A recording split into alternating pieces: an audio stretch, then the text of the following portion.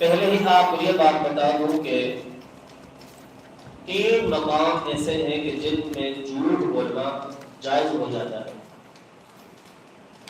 اس کے علاوہ شریعت محمدیہ صلی اللہ علیہ وآلہ وسلم نے کہیں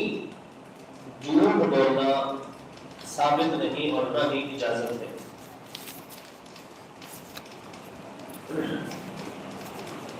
اس کی تعریف اگر ہم سمجھنا چاہیں، سننا چاہیں تو یہ کچھ اس طرح ہوگی کہ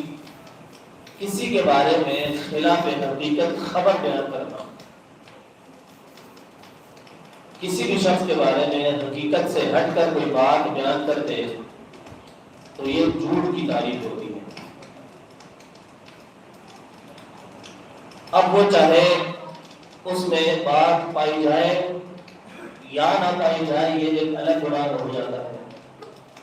لیکن